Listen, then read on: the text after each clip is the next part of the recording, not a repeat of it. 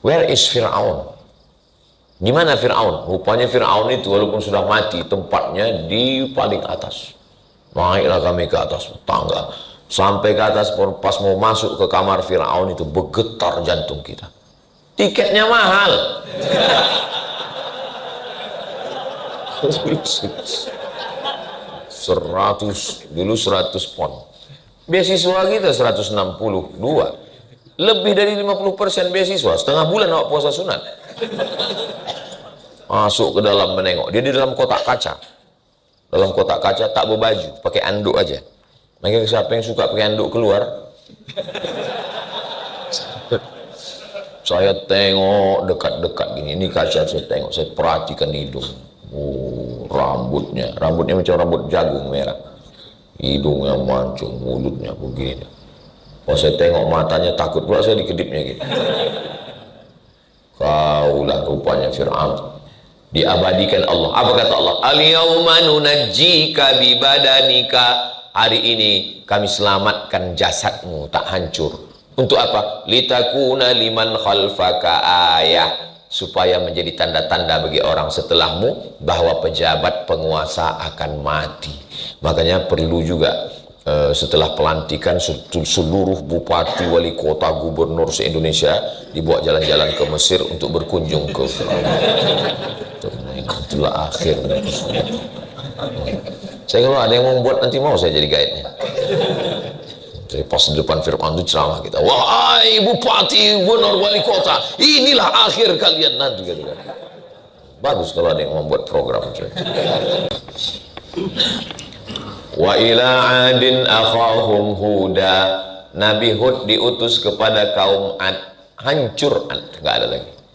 Wa ila madyana akhahum syu'aiba. Nabi Syu'aib diutus kepada kaum Samud, hancur Samud. Wa ila Madyan. Wa ila Samuda akhahum salihah. Kepada kaum Samud diutus Nabi Soleh, hancur, nggak ada lagi di atas muka bumi. Tapi Yahudi masih tetap ada.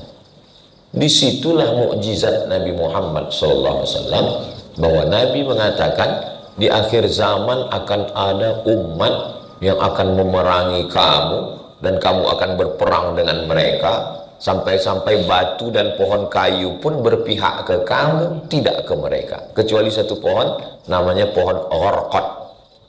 Dari Kairo satu hari naik mobil sampai ke satu kota namanya Rafah.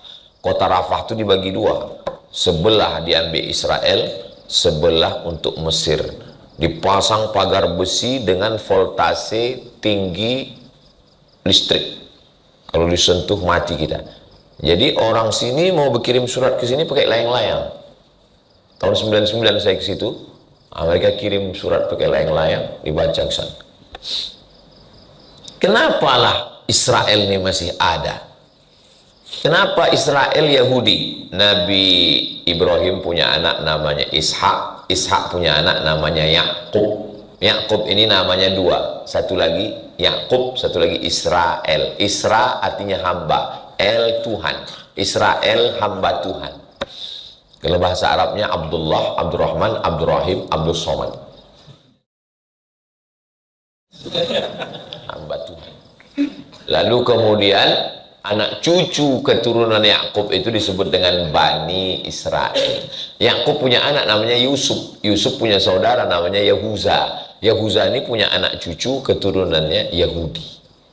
Itu beda Yahudi dengan Israel. Jadi semua Yahudi Israel, tapi tidak semua Israel Yahudi. Karena tidak semua keturunan Yahuza.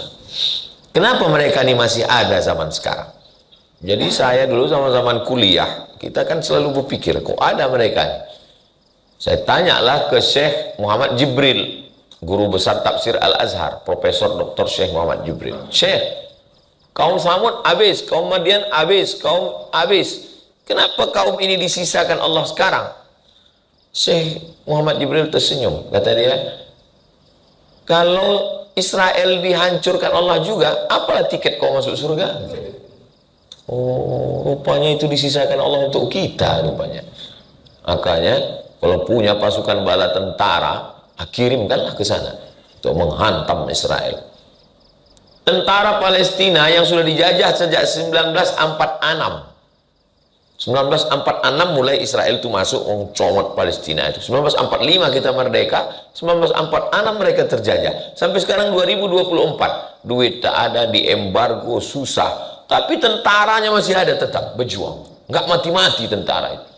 Tentara Israel begitu tertangkap oleh Hamas, ditarik, dibuka bajunya, pakai pampers. Kencing-kencing mereka menghadapi Palestina itu. Kenapa? Karena orang kita berjuang untuk mati. Orang kita kalau sudah berjuang itu niatnya mati syahid. Iskariman, hidup mulia, aumut syahidan, atau mati syahid. Mereka berjuang karena gaji, karena dolar. Makanya kalau sudah ditempatkan, kamu pasukan ke depan besok melawan Palestina, langsung orang itu ke supermarket beli pampers.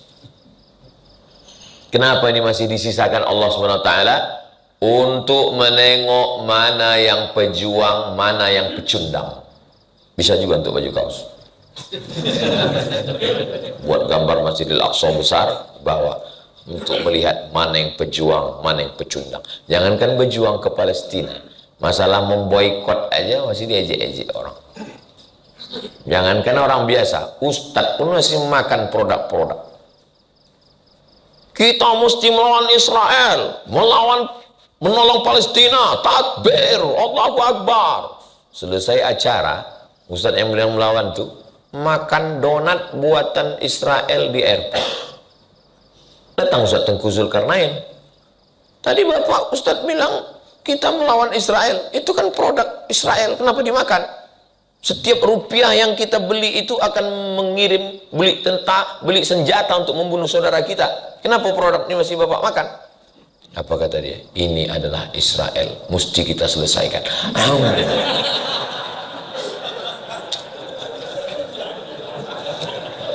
Salah satu bayang saya muka Ustadz Tengku Zulkarnain menceritakan itu.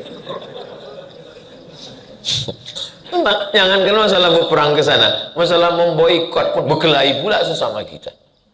Tengoklah di medsos itu, berkelahi sesama kita, bukan orang lain yang mengejek, mengolok-olok kita itu. Malah anak-anak lebih sadar. Kawan saya pulang dia ke rumah, dibawanya produk Israel itu, dikasih anak, nggak mau Pak. Kenapa nggak mau? Itu ada darah saudara kita di Palestina. Biar Papa habiskan, kata ya. Jadi ini memang dikirim Allah untuk menguji iman kita. Kalau begitu Pak Ustadz, kami tinggalkan tambang emas ini ke Palestina kami. Jangan. Karena kita tidak ahli di situ. Saya khawatir Bapak semua pergi ke Palestina 2-3 hari keluar berita. Semua pasukan dari tambang emas lemas. Karena tak dapat lontong sayur dan nasi uduk. Kenapa Ustadz tiba-tiba ingat lontong sayur? Nampak aku udah lepin.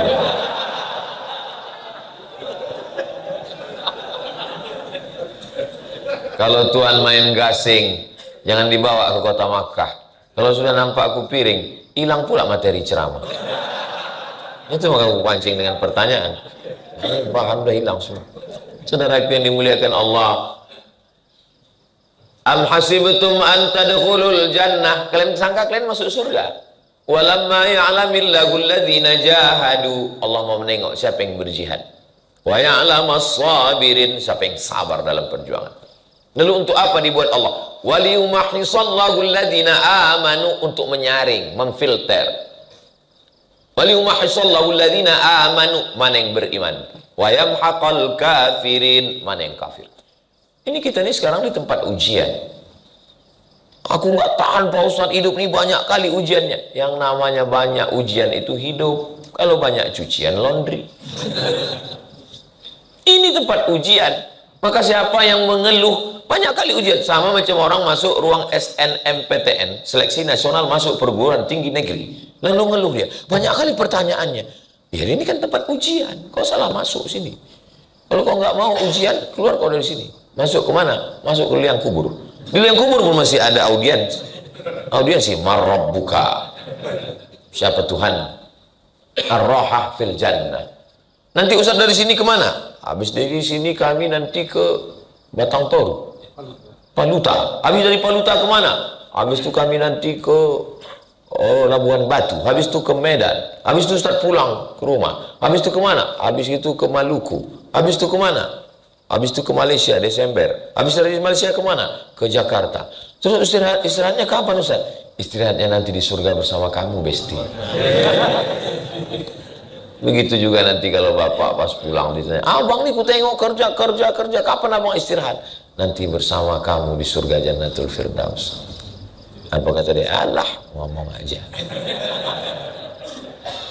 Jadi memang disisakan Allah itu untuk kita. Kalau sanggup dengan nyawa, tak sanggup dengan nyawa, dengan harta, kirimkan apa yang kita bisa bantu. Ini musim dingin, turun salju di Palestina. Mereka saudara kita itu perlu selimut. Kirimkan untuk selimut, untuk rumah.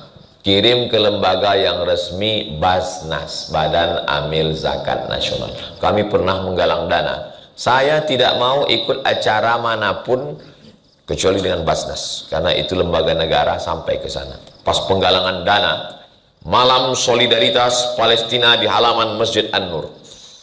Terkumpul semua duit, saya tanya, berapa panitia terkumpul? 11 miliar terkumpul. Padahal kalau pengajian biasa paling 25 juta, 20 juta. Disitulah nampak pedulinya kita dengan Palestina. Tapi banyak juga yang teriaknya kuat, Allahu Akbar. Pas keluar duit 2.000. Pas ditanya, kok kuat kali takbir? Kita Pak Ustadz kadang lemah di sini, kuat di sini. Jadi juga lah ada semangat dia kan. Mau dia bertakbir, jadilah itu. Jadi ini memang sengaja ini.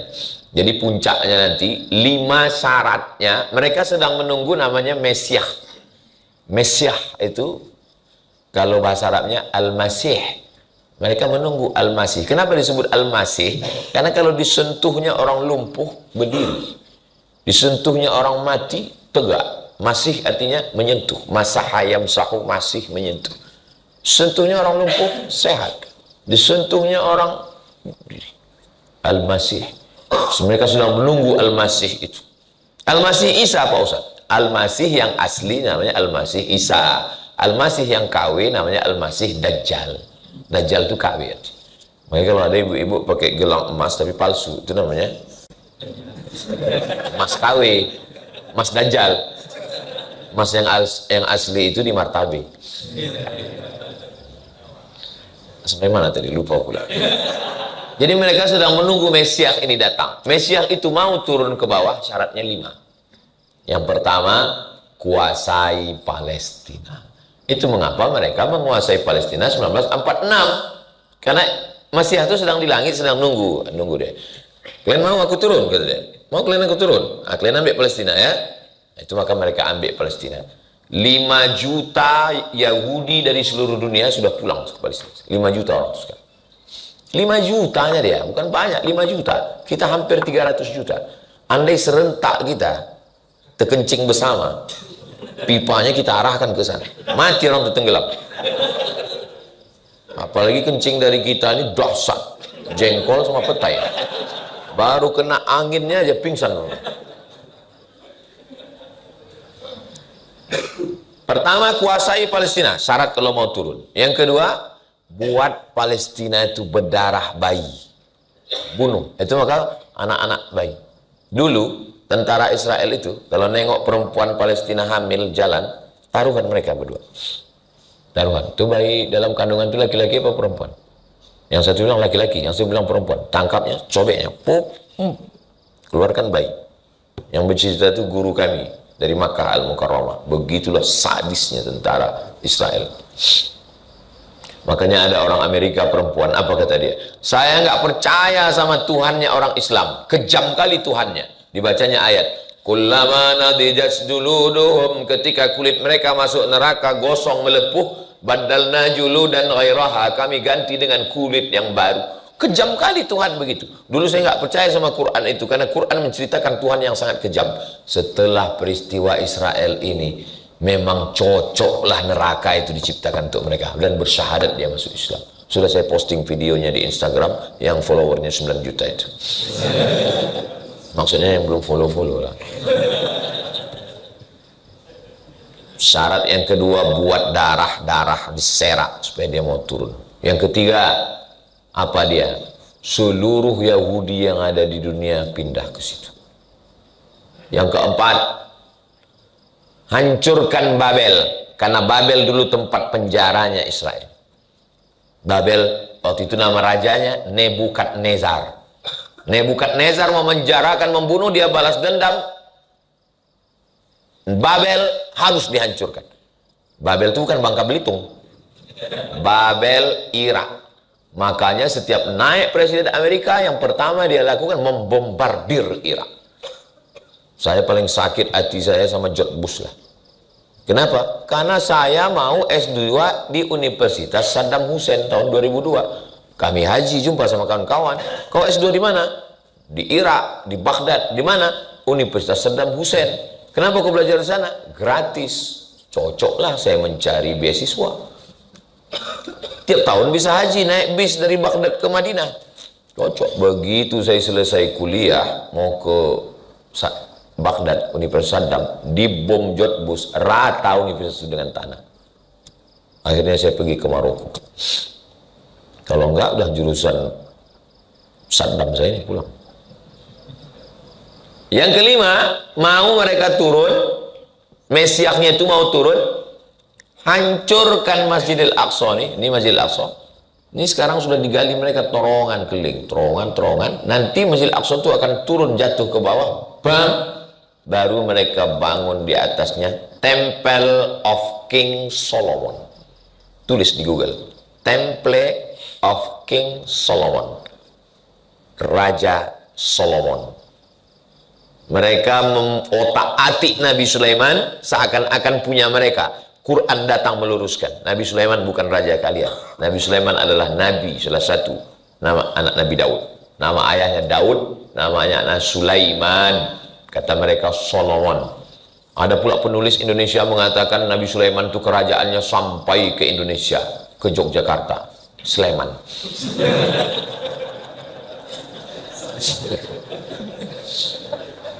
Saudara yang dimuliakan Allah SWT. Itulah kenapa menjawab pertanyaan, kenapa mereka mengambil Palestina? Kenapa anak-anak berdarah di Palestina? Kenapa mereka ingin meruntuhkan Masjidil Aqsa?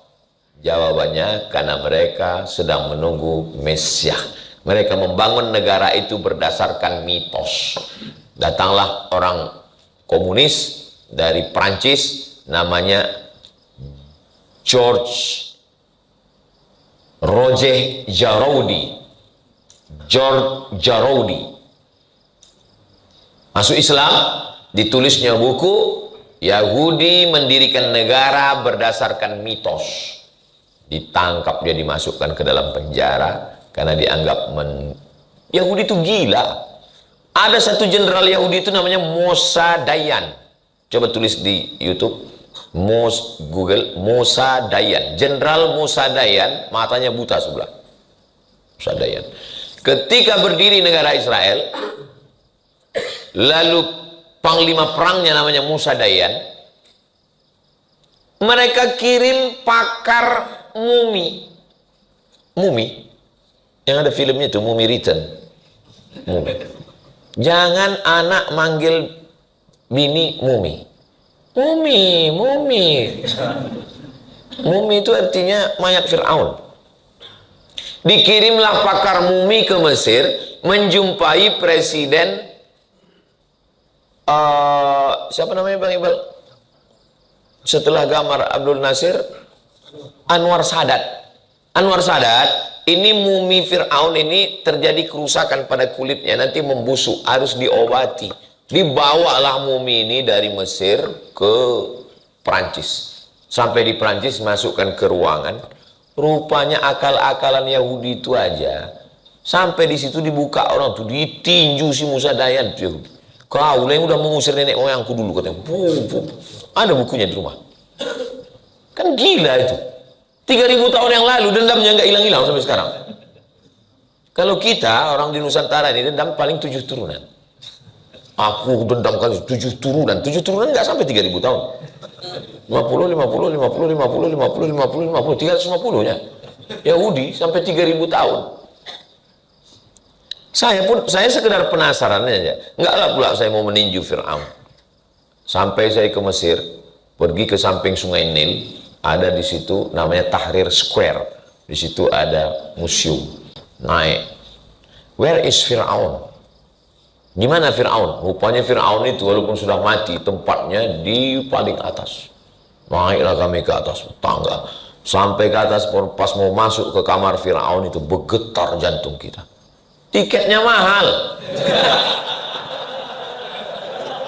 100 pon. Beasiswa kita 162. Lebih dari 50% beasiswa. Setengah bulan awak puasa sunat. Masuk ke dalam menengok. Dia di dalam kotak kaca. Dalam kotak kaca tak berbaju, pakai anduk aja. Makanya siapa yang suka pakai anduk keluar? Saya tengok dekat-dekat gini. Ini kaca saya tengok, saya perhatikan hidung. Oh, rambutnya macam rambut jagung merah. Hidungnya mancung, mulutnya begini. Pas saya tengok matanya takut pula saya dikedipnya gitu. Kaulah rupanya Fir'aun.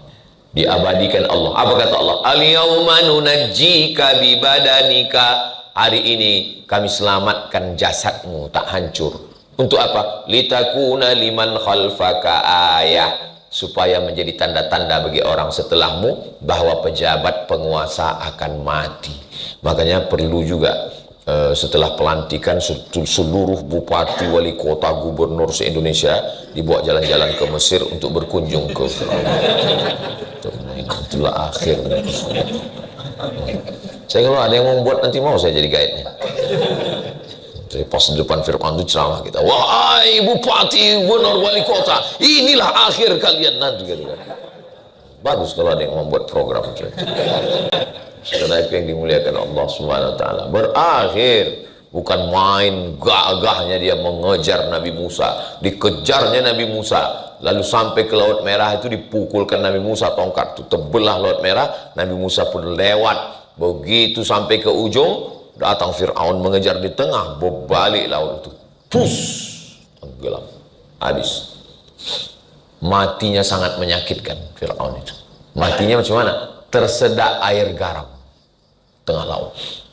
Kalau mau tahu rasanya mati Fir'aun, nanti balik dari sini ambil garam, masuk, habis itu sedak. Begitulah sakitnya Fir'aun. Kan mumi itu banyak, mumi. Kenapa pakar ahli yakin bahwa mumi itulah yang Ramses II yang mengejar Fir'aun itu? Kenapa? Setelah digali, dibuka paru-parunya, ada garam di dalam. Paru-paru kita ini nggak akan bisa mungkin masuk air. Karena setiap masuk, makanya waktu sedang minum nggak boleh ngomong. Itulah aku bilang suara masuk kan? Batuk. Kenapa batuk? Karena begitu air masuk ke dalam, kita langsung otomatis menolak. Paru-paru hanya masuk udara. Ada dua saluran, saluran air, saluran udara. Maka saluran udara ini kalau diisi air dia akan keluar dengan sendiri. Tapi di dalam paru-paru Fir'aun garam. Kenapa? Masuk air garam itu ke tempat nafas, itulah mati yang paling menyakitkan. Waktu tenggelam dia apa kata dia? Amantu bi Rabbi Musa wa Harun. Aku percaya kepada Tuhan yang disembah Musa dan Harun. Pintu taubat sudah tertutup. Mampuslah kau Fir'aun. Neraka jahanam tempat Fir'aun. Inna Fir'auna wa Hamana wa junudahuma kanu khati'in. Fir'aun, Haman dan tentaranya. 3. Fir'aun, Haman. Haman adalah orang cerdas, penasehat yang selalu menasehati Fir'aun untuk jahat. 3. Haman, Fir'aun, wa Haman, wa junudahuma, dan pasukan bala tentaranya. 3 ini kena. Nah, hari berganti, musim berubah, pertarungan masih tetap berlanjut. Sampai kapan? Sampai akhir dunia. Dan mudah-mudahan kita, anak cucu kita istiqomah semuanya, insya Allah. Hebat juga pertanyaan ini. Memang orang martabe ini cerdas-cerdas ya. Pertanyaan itu berkualitas. Habis setengah jam untuk satu pertanyaan. Baik, dari Ahmad Boleh? Baik, dari Ahmad saya bacakan Pak Ustaz, bagaimana cara kita sebagai manusia untuk membuat hati kita tenang ketika berhadapan dengan lingkungan yang membuat kita tidak nyaman, dikarenakan ada orang yang iri tetapi dia juga mengajak orang lain untuk tidak menyukai kita. Bagaimana tanggapannya Pak Ustaz? Letaknya tenang itu di mana? Bukan di mata, bukan di tangan, bukan di kaki, bukan di mulut. Letaknya tenang itu adalah di hati. Berdegup, berdetak, dua jari bawah sebelah kiri. Kalau masih berdegup, alhamdulillah. Kalau tak berdegup, kasih tahu pimpinan, kapan udah siap. Di situlah letak ketenangan itu. Lalu siapa yang menurunkan ketenangan itu? Apa yang dicari orang-orang kaya, pejabat-pejabat, artis-artis di kota metropolitan, kota besar? Makin besar kota, makin hebat. Apa yang dicari? Yang dicari ketenangan. Masuk ke diskotik, masuk ke nightclub, dugem. Orang dugem itu yang mau dicarinya ketenangan. Dugem itu artinya duduk sambil gemetar. Macam tahu aja Ustaz. Dengar lagu dangdut, enggak juga tenang. Masuk K-pop, enggak juga tenang. R&B, enggak juga tenang. Happy metal, enggak juga tenang. Makan pil anjing gila, baru enggak tenang. Makan kecubung, mati. Yang dicari itu ketenangan. Padahal ketenangan itu kuncinya kata Allah, ala bidzikrillahi tatmainnul qulub. Dengan banyak berzikir hati menjadi tenang. Yang jahat itu kolesterol, bukan. Yang jahat itu asam lambung, bukan. Yang jahat itu adalah jantung koroner, bukan. Yang jahat itu adalah akal pikiran. Pikiran itu yang jahat. Nanti kalau kau pensiun kau makan apa, anak kau makan apa, bini kau makan apa, kau nggak bisa jalan lagi, kau bisa ansuran kau banyak, semuanya kredit, mobil kredit, rumah kredit, bini kau pun hampir kredit. Yang jahat itu pikiran. Makanya apa yang membuat pikiran? Makanya ketika ke rumah sakit, kelihatannya bapak sudah jaga dietnya, makanannya sudah bagus, cuman bapak banyak pikiran. Nah, ini kita kasih obat ya. Ini obat penenang, Pak. Akhirnya pas dimakan, berhenti berpikir. Pas bangun, berpikir lagi. Nanti kita sudah pensiun makan apa pun. Ah, makan lagi, Pak, katanya. Pas bangun, pikir lagi. Nanti kalau aku begini, mau makan apa? Anak macam mana, menikahkan anak macam mana, digaji tak naik-naik. Ini belum cair lagi. Makan lagi, Pak, katanya. Tidur lagi. Makanya orang suka makan pil obat penenang. Artis-artis, pejabat-pejabat, nggak tenang, biar supaya tenang. Pergi ke rumah, tertulis di depan rumah spiritual, mendatangkan ketenangan. Tulisannya apa? How you can stop your mind. How bagaimana? You kamu can bisa stop menghentikan your mind. Bagaimana bisa menghentikan pikiran? Pejamkan mata, amati nafas, hembus, tarik dalam. Hembus. Lupakan semua beban. Lupakan anak. Lupakan istri. Sudah lama lupa, Pak. Tarik nafas. Fokus pada nafas. Tarik ke atas pelan-pelan. Tahan. Kentut. Ada yang terkentut. Buyar konsentrasi. Dalam Islam kita tidak diajarkan bersemedi meditasi. Kosongkan. Coba pas sedang kosong mati kau suruh mati. Kosong, enak aja kau kosong.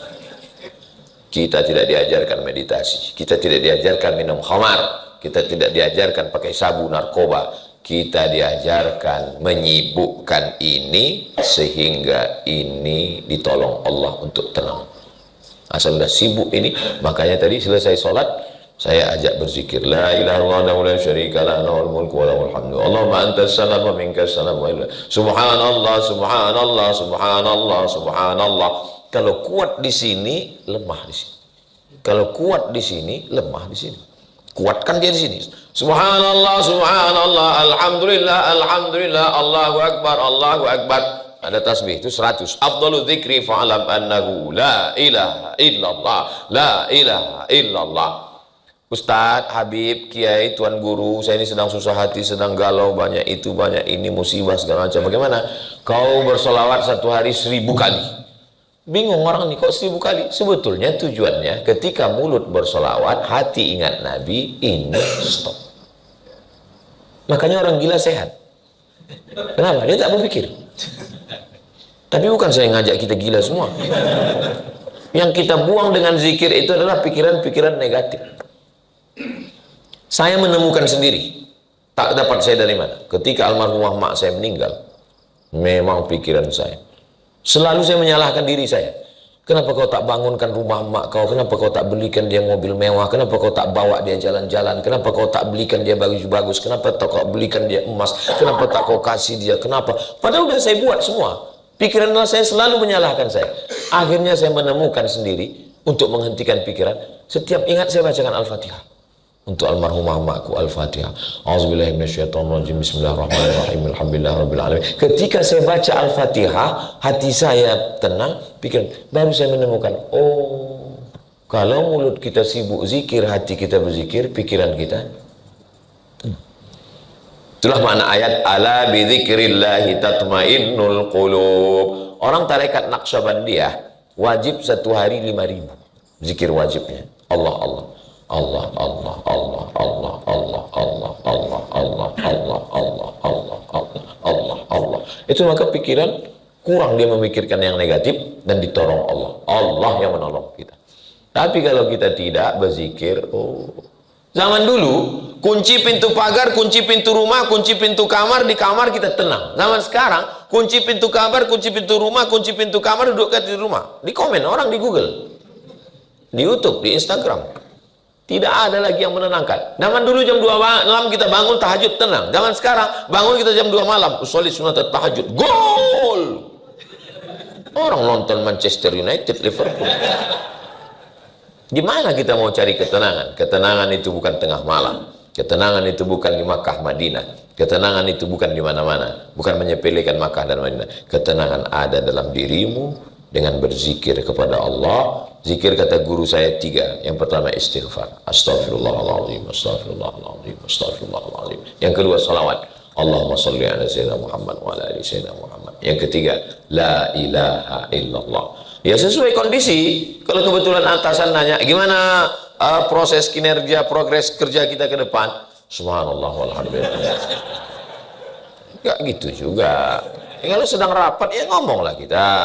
Pas berhenti, kadang orang ini kebanyakan gaya, pas dekat kawan, pas nggak ada orang, main handphone. Kalau saya manusiawi aja, pas lagi tenang, zikir, pas lagi kosong, zikir. Pas ada orang nanya, cerita, ngobrol, biasa.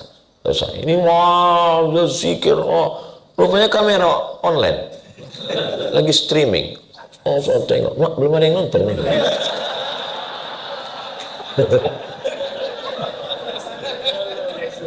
Jadi zikir tak usah banyak-banyak, istighfar, salawat, la ilaha illallah. Istighfar, salawat, la ilaha illallah. Wallahu a'lam. Itu Ustaz, satu lagi Ustaz, dari awal. Ustaz, bagaimana para muslimah dalam bekerja di Makkah menjadi dakwah dan berkah dan sekalian dapat jodoh?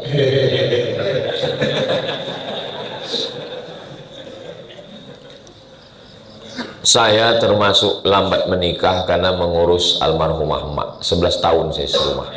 2008 pulang kuliah, 2019 dia meninggal. 11 tahun saya urus. Jadi kalau masalah ngurus sama orang tua, tanyalah sama saya. Jadi kalau sudah ada orang mau, kita mau, tak usah tunda-tunda nikah. Tak usah terlalu banyak berteori. Saya dulu berteori, saya tanya tetangga saya, kawan, "Gimana Pak kita tahu bahwa orang itu jodoh kita?" Kata dia, asal kita tengok bergetar itu jodoh kita. Lama kurun dong, asal tengok perempuan bergetar.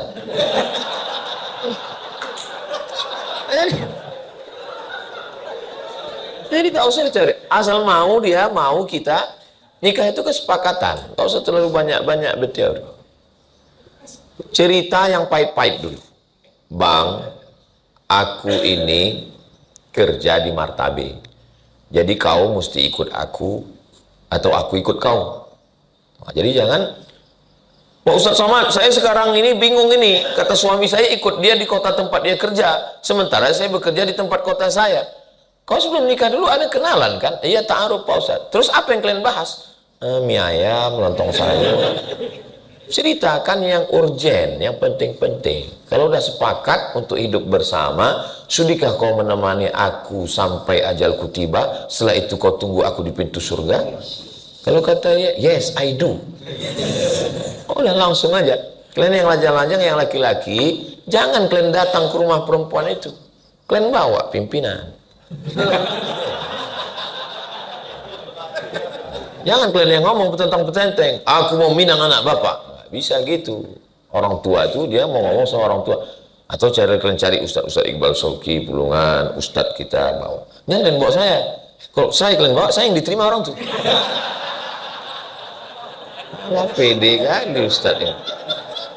Nah, selama di tempat bekerja, aslinya perempuan itu tak boleh bekerja. Perempuan itu di rumah, tapi boleh bekerja dengan syarat dan ketentuan berlaku. Syaratnya apa? Menutup aurat, berhijab. Baju jangan sempit. Karena laki-laki ini tak bisa menengok perempuan baju sempit. Error dia langsung. Jadi pakai baju longgar, pakai hijab. Yang kedua, jangan pakai parfum berlebih-lebihan. Karena terciumnya bau aroma semerbak rusak juga otaknya. Jadi laki-laki ini otaknya itu rentan. Nengok rusak, tercium rusak. Tapi bukan berarti perempuan disuruh bau bawang, bukan. Ya, parfum secukupnya untuk menghilangkan bau ketiak, bau masam. Jangan sampai dipakai di sana, imam tuh lupa ayat sampai itu. Wala ana abidum ma abattum, tak dapatnya simpang lakum dinukum waliyadu. Yang ketiga, la yakhluwanna rajulun, jangan berdua-duaan satu ruangan. Ruang sempit bekerja, berawal dari curhat, witing trisno, jalaran suko kulino. Cinta tumbuh karena sering bersama. Kerja dari mulai pagi jam 6 pagi sampai jam 6 sore. 12 jam sama laki orang. Sama laki sendiri 2 jam. Lama-lama bingung mana laki orang, mana laki aku. Curhat ke laki orang. Habis itu mulai curhat merasa nyaman. Tukar-tukaran nomor, WhatsApp, makan bersama, no free lunch. Tak ada makan siang yang gratis. Kenapa bisa terjadi macam ini? Udah macam abangku, udah macam kakakku, sudah macam saudaraku, udah macam pakcikku. Berawal dari macam, berakhir dengan macam-macam. Waspadalah. Lalu kemudian jaga komunikasi yang baik dengan suami, dengan istri. Pulang ke rumah, bilang sama dia, aku sudah 12 jam sama orang lain, bang. Maka handphone ini kumatikan. Quality time. Saya Jumat, Sabtu, Ahad, Senin pulang. Kalau sudah di rumah, saya tutup. Saya jalan sama istri saya. Nanti kalau bapak ibu pergi ke mall, jumpa sama orang pakai topi, kacamata hitam, pakai masker, baju hitam, itu saya itu. Kan sering kadang jumpa di mall, Ustaz Somad ya? Mirip, gue bilang. Dia nggak tahu sedang waktu kita sama keluarga. Kapan lagi saya dengan istri saya, dengan anak-anak saya? Jadi kita tahu dengan, saya bilang sama istri saya, aku ini macam kain pendek. Ditarik ke kaki itu buka kepala. Ditarik kepala itu buka kaki. Aku tahu kekuranganku, kelemahanku. Maka 3 hari, 4 hari aku di rumah, tutup, kita jalan. Kita makan, kita segala macam. Kenapa? Karena supaya begitu juga dengan bapak dan ibu yang sudah sibuk ini, kalau pulang kasihlah. Jangan lagi sudahlah kerja di kantor urusan ini, sampai ke rumah main handphone juga lagi. Datang istrinya mau ngobrol, di fotonya ada orang resek ganggu aja. Nah, karena kebersamaan. Mungkin ibu duit banyak, perempuan, wanita karir, sekolahnya tinggi, tapi di rumah suamimu tetaplah imam. Kasih tahu sama dia, bang, memang aku ini anak orang kaya, sarjana, duitku banyak. Kau kan memang salah satu asnaf dari 8 fakir miskin. Tapi walaupun begitu kau tetap imamku, bang. Kau kan tahu aku kerja di tempat tambang emas kan? Jangankan duitku ini, bang, nyawaku ku kasihkan ke kau. Satu-satunya kesalahanku, laki-laki kepala rumah tangga, dia ingin dihormati dan dimuliakan. Satu-satunya kesalahanku hidup ini, bang, satu, mencintaimu. Dunia ini hampa kalau kau tak ada, bang. Laki-laki suka kali diomong, betul kan, Pak? Alah, malu pula orang ini. Nah, walaupun ibu kaya, duitnya banyak, ada asisten rumah tangga di rumah, tapi kalau untuk masak, aku tak bisa masak, Pak Ustadz sibuk. Biarkan asisten itu masak. Tapi untuk meletakkannya ke piring, mengasih garamnya, menyajikan ke dia, dimakannya. Memang sedap buatan kau ini ya. Siapa dulu mamanya? Ya, kan? Airnya sama, gulanya sama, tehnya sama, kompornya sama, termosnya sama, tapi rasanya bisa beda kalau ibu yang menyajikan. Jangan sampai nanti suami itu berubah rasa. Pas mau Idul Fitri, pulang pembantu, bukan cuma anak itu nangis, laki pun menangis. Baru kalian tahu rasanya.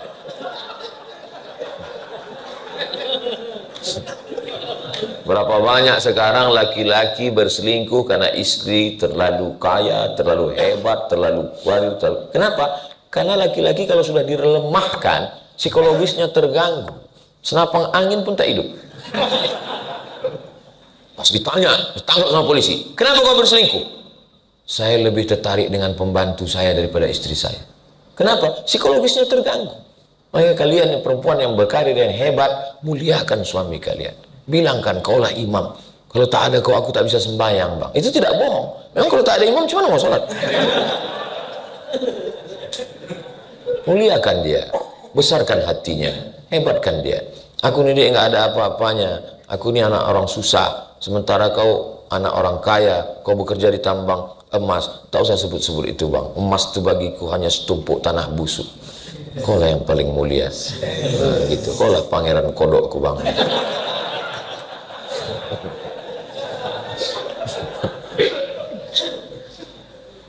Itulah yang dapat saya sampaikan subuh ini. Saya sangka tadi tak bisa lama-lama tausiah ini. Rupanya bersama dengan orang-orang yang hatinya tulus ikhlas ini, ngomong pun bisa panjang lebar. Kenapa? Karena yang ada di hadapan saya ini orang-orang yang amanah.